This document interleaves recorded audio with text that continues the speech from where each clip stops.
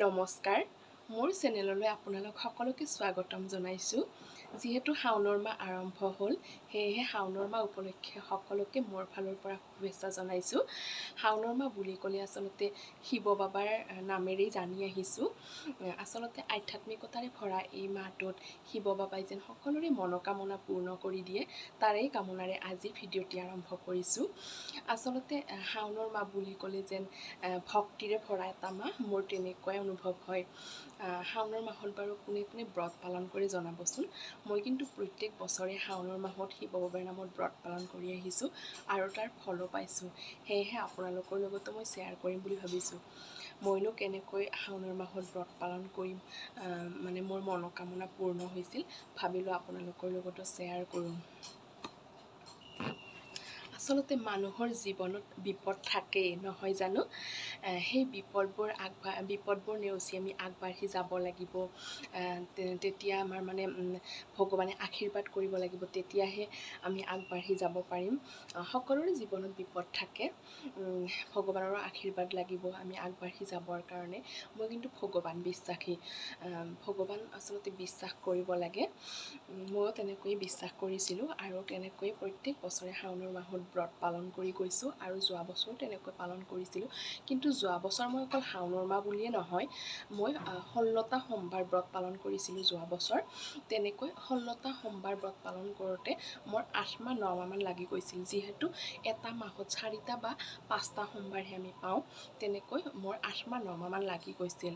8 মাহ 9 মাহ লাগি যোৱাৰ পিছত মোৰ ব্ৰত শেষ হৈছিল আৰু তাৰ পিছত মোৰ এবছৰৰ ভিতৰতে মোৰ মনোকামনাটো সম্পূৰ্ণ হ'ল। সেইকাৰণে মই মোৰ ভিডিঅ'টোৰ যোগেদি মই ভগৱানক বহুত বহুত ধন্যবাদ দিছোঁ। সেয়েহে ভাবিলোঁ আপোনালোককো জনাওঁ। মই কোনো ব্ৰাহ্মণ নহয় বা মই কোনো পূজাৰী নহয়, ময়ো এগৰাকী সাধাৰণ মানুহ আপোনালোকৰ দৰেই। মই মোৰ বাস্তৱ অভিজ্ঞতাৰ পৰাহে কৈছোঁ দেই, বাস্তৱ অভিজ্ঞতাৰ পৰা কৈছোঁ কথাটো। মই কিন্তু বিশ্বাস কৰি পেলাই মই ফল পাইছোঁ। তাৰপিছতে মই ব্ৰত পালন কৰিলোঁ 16টা। অকল ব্ৰতটোৱে ডাঙৰ কথা নহয়, নীতি নিয়মৰ মাজেৰে বিশ্বাস কৰি পেলাই পূজা প্ৰাৰ্থনা কৰিব লাগিব। মই তেনেকৈয়ে কৰি গৈছিলোঁ। ব্ৰত পালন কৰোঁতে ৰাতিপুৱা গধূলি ভালদৰে পূজা প্ৰাৰ্থনা কৰিছিলোঁ আৰু লগতে মই প্ৰত্যেক সোমবাৰে শিৱ মন্দিৰত যাওঁ। ব্ৰত পালন কৰি থাকোঁতেও গৈছিলোঁ আৰু প্ৰত্যেক সোমবাৰে যাওঁ আৰু যাবলৈ চেষ্টা কৰি আছোঁ। আৰু এই বছৰো ভাবিছোঁ তেনেকৈয়ে ব্ৰত পালন কৰিম আৰু কেনেকৈনো ময়ো ব্ৰত পালন কৰোঁ তেনেকুৱা এটা ভিডিঅ' আপোনালোককো দেখুৱাবলৈ চেষ্টা কৰিম বাৰু। আপোনালোকৰো যদি তেনেকৈ বহু দিনৰ মনোকামনা পূৰ্ণ হোৱা নাই বা মানে কিবা আশা আছে, আপোনালোকেও এইটো ব্ৰতটো পালন কৰি চাব পাৰে।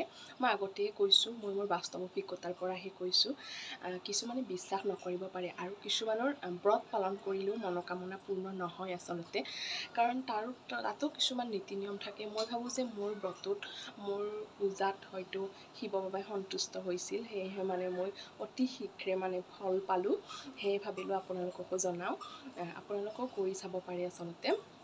আচলতে বিশ্বাস কৰিলে সকলো বস্তুৱেই মানে সফল হোৱা যায়। আৰু মানে মই যেতিয়া মানে ব্ৰত পালন কৰিছিলোঁ, তেতিয়া মানে মই ভাবিছিলোঁ যে বাবাই মানে মোৰ মনোকামনাটো পূৰ্ণ কৰি দিবই দিব, তেনেকৈ ভাবি থাকিব লাগে, যে পজিটিভ ভাবি থাকিব লাগে। ময়ো তেনেকৈ ভাবিছিলোঁ। তেনেকৈ মানে হয়তো মই ফাৰ্ষ্ট ৰিজাল্ট পালোঁ আৰু হয়তো শাওনৰ মাহটো ভাল লগাৰ মোৰ এটা কাৰণো আছে। হয়তো সেইটোৰ কাৰণেও মোৰ ভাল লাগে, কাৰণ মোৰ ছোৱালীজনীৰ জন্ম শাওনৰ মাহতে, লাষ্ট সোমবাৰটোত জন্ম হৈছিলে।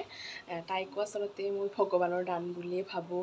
সেইকাৰণেও হয়তো মোৰ শাওনৰ মাহটো খুব ভাল লাগে আৰু বিশেষভাৱে মানে মানি লৈছোঁ। মই কিন্তু আগৰ পৰাই ছোৱালী অৱস্থাৰ পৰাই মই মানে এনেকৈ মানে বিশ্বাস কৰি আহিছোঁ। ভগৱানৰ প্ৰতি বহুত বিশ্বাস আছিল আৰু আজিলৈ অৱশ্যে মই নিৰাশ হোৱা নাই। যি বিচাৰিছোঁ পাইছোঁ। মানুহকনো জীয়াই থাকিবলৈ কি লাগে, অকণমান সুখ আৰু কেতিয়াবাতো বিপদ আহিবই নহয় জানো। তেনেকৈ মানে চলি আছোঁ। ভিডিঅ'টি বাৰু দীঘলীয়া নকৰোঁ, আজিলৈ ইমানেই।